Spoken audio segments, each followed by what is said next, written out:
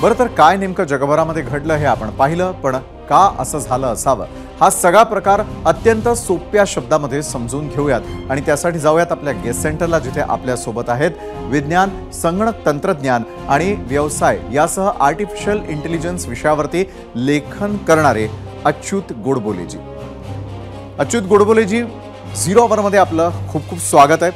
आज घडलेला जो प्रकार आहे तो नेमका साध्या सोप्या शब्दामध्ये समजावून सांगा की हा एरर का होता. सॉफ्टवेअर ज्या वेळेला कुठलंही आहे किंवा त्या ठिकाणी असलेला जो परिणाम आपल्याला आज पाहायला मिळालेला होता त्या मागची प्रमुख कारणं काय आहेत? आजकाल कुठलंही सॉफ्टवेअर जे लिहिलं जातं ते अनेक भागांमध्ये लिहिलं जातं आणि त्यातला प्रत्येक भाग हा मुख्य जी कंपनी ते तीच कंपनी तो भाग लिहिते असं नाही. उदाहरणार्थ मायक्रोसॉफ्टचं जे काही सॉफ्टवेअर आहे त्यामध्ये अनेक कंपन्यांचे पीसेस असतात. त्यामध्ये क्राऊड स्ट्राईक नावाची जी कंपनी ते सायबर सिक्युरिटीतला काही भाग ते सांभाळते.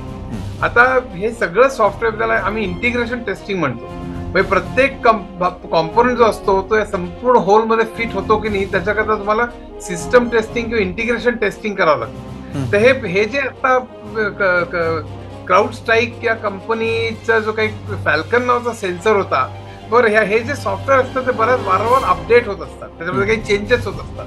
ते सगळे अपडेट झाल्यानंतर सिस्टम तशीच चालते की नाही हे टेस्ट करावं लागतं प्रत्येक वेळेला. कुठलाही अपडेट जेव्हा करतो आपण त्यावेळेला, आता हे फॅल्कन सेन्सर जेव्हा अपडेट झाला त्यावेळेला कदाचित टेस्टिंग मध्ये गडबड झालेली असली पाहिजे, कारण त्यानंतर हा अपडेट व्यवस्थितपणे झाला नाही आणि त्यामुळे ती सिस्टम गडबडली. आता हे काय असतं की हे मायक्रोसॉफ्टचं जे सगळे एअरलाईनचा डेटा असतो तो क्लाउडवर ठेवलेला आहे. क्लाउड म्हणजे काय, तर पूर्वी प्रत्येक कंपनी आपल्या स्वतःच हार्डवेअर सॉफ्टवेअर स्वतःच विकत घेऊन आपल्या कंपाऊंड मध्ये ठेवत असते. त्यानंतर डेटा सेंटरची कल्पना निघाली की डेटा सेंटरमध्ये तुम्ही जाऊन काम करा आणि डेटा सेंटरमध्ये हार्डवेअर आणि सॉफ्टवेअर ठेवलेलं असायचं. त्याच्याच पुढची पायरी म्हणजे क्लाउड. तर क्लाउड म्हणजे अक्षरशः शेकडो मोठमोठे सर्व्हर्स ठेवलेले असतात. ते तापतात म्हणून ते थंड करण्याची व्यवस्था असते आणि ते त्यामुळे नदीच्या काठी वगैरे असे ठेवलेले असतात. तर मायक्रोसॉफ्ट त्यातलीच एकदा या संपूर्ण मोठा डेटा जो आहे तो डेटा हँडल करण्याकरता क्लाउड सर्व्हिसेस म्हणून असतात. त्या सर्व्हर कुठे डेटा ठेवलेला आहे आपल्याला कळण्याची गरज नसते.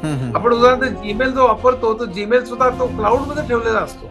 आपल्याला माहित नसतं तो कुठे ठेवलेला आहे म्हणून. आपण जेव्हा तो वापरतो तर तो क्लाउड मध्ये आपल्याला आणण्यात येतो आणि आपल्या पीसीवर दाखवला जातो. तर ही झाली क्लाउडची कॉन्सेप्ट. क्लाउड जे सिस्टम आहे त्या सिस्टमला धक्का लागला, त्यामुळे सगळा डेटा त्यांचा जो आहे तो ऍक्सेसिबल होईना, सिस्टम डाऊन झाली. आणि ती सिस्टम डाऊन झाल्यामुळे ज्यांनी हा कॉम्पोनंट वापरलेला आहे आणि बऱ्याच लोकांनी वापरलेला, बँकांनी वापरलेला होता, एअरलाईन्सने वापरलेला होता, त्या सगळ्यांच्या सिस्टम ठप्प झाल्या आणि त्यामुळे त्याचं काम सुधारण्याचं काम आता चालू आहे आणि काही तासात ते होईल अशी अपेक्षा व्यक्त केली जाते. आता आपल्याला माहिती आहे केव्हा ते ऍक्च्युअली होईल. बरं, पण हा सगळा प्रकार सायबर क्राईमचा वाटतो का?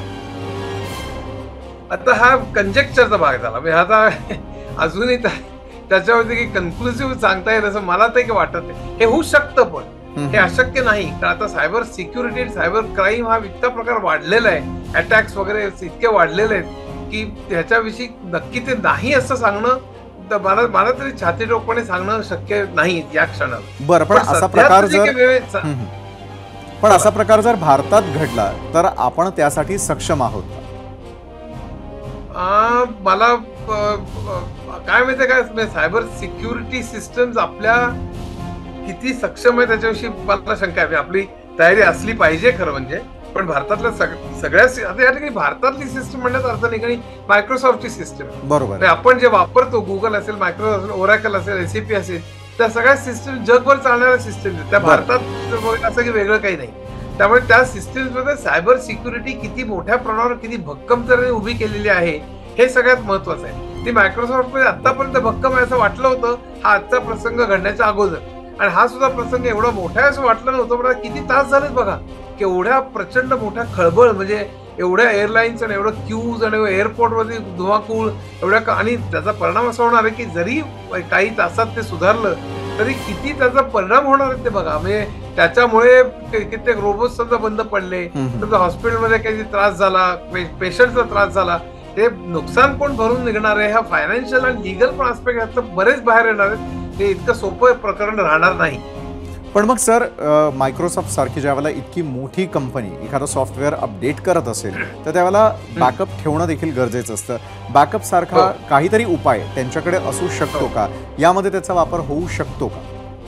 हो नाही ऍक्च्युली खरं म्हणजे आम्ही जेव्हा सॉफ्टवेअर डेव्हलप करतो आणि मायक्रोसॉफ्ट तर माहीर आहे त्याच्यामध्ये, तेव्हा आम्ही त्याचा बॅकअप करत बॅकअप असतोच. पण कुठलाही डिझास्टर किंवा कुठलाही प्रॉब्लेम आला तर त्यातनं कसे मार्ग काढायचे ह्याच्याकरता मॅन्युअल्स असतात आमची चक्क, की अमुक झालं तर अमुक करायचं, अमुक झालं तर अमुक. त्याचे ड्राय रन्स घेतले जातात.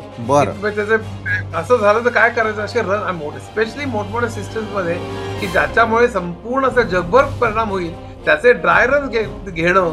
नंतर मी मगाशी म्हणलं त्याप्रमाणे अपडेट्स झाल्यानंतर संपूर्ण सिस्टम व्यवस्थित चालते की नाही ह्याचं टेस्टिंग करणं, या सगळ्या गोष्टी नक्कीच प्रत्येक आम्ही सॉफ्टवेअर मस्ट आहे खरं म्हणजे. तर ते कुठेतरी राहून गेलं का काय त्याची कल्पना मला आता सांगता येत नाही.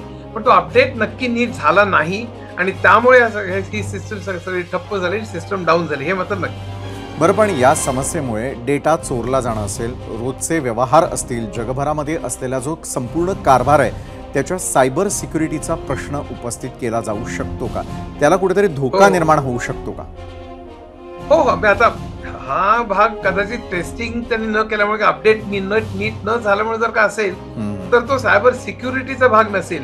पण हा अटॅकमुळे जर का झालेला असेल, जे शक्य आहे नक्कीच बरं का, आजच्या युगामध्ये कुठलाही सायबर सिक्युरिटी चा हे निघू शकतो. आणि तसं जर का झालं असेल तर मात्र हा फार मोठा प्रश्न आहे आणि आपल्याला अतिशय सावध राहायला पाहिजे.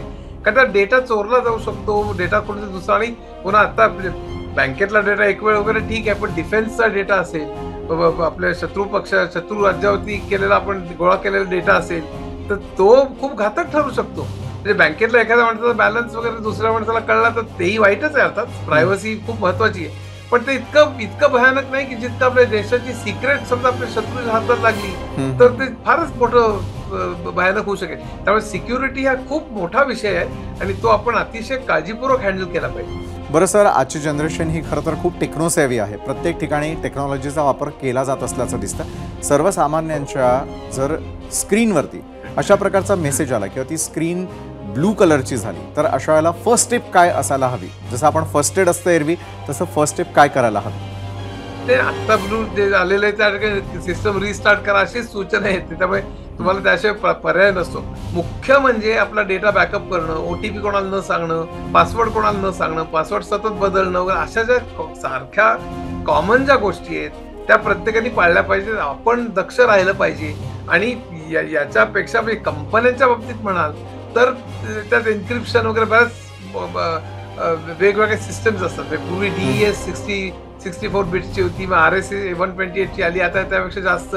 तर ते एन्क्रिप्ट, जसं व्हॉट्सअपचे मेसेज आपले एन्क्रिप्टेड असतात तसं आपला डेटा पूर्ण एन्क्रिप्टेड आपण ठेवू शकतो. म्हणजे कोणी जरी वाचला म्हणजे त्याला ची भाषा आपण म्हणतो त्याप्रमाणे आपण एन्क्रिप्ट केल्यानंतर ते कशा तऱ्हेने एन्क्रिप्ट केलं हे माहीत जर नसेल तर त्याला डिक्रिप्ट करता येणार नाही, म्हणजे मूळचा मेसेज वाचता येणार नाही. अशा तऱ्हेने ठेवणं, अशा अनेक मार्ग आहेत त्याला. आणि त्यामुळे सायबर सिक्युरिटी आजच्या जगामधला अतिशय महत्वाचा विषय आहे. त्याच्यावरती कोर्सेस करतात लोक. खरं नक्कीच. धन्यवाद सर, तुम्ही इतक्या महत्वाच्या विषयावरती सखोल असं विश्लेषण केलं त्यासाठी. 0 आवर मध्ये आलात त्यासाठी धन्यवाद. ABP माझा, उघडा डोळे बघा नीट.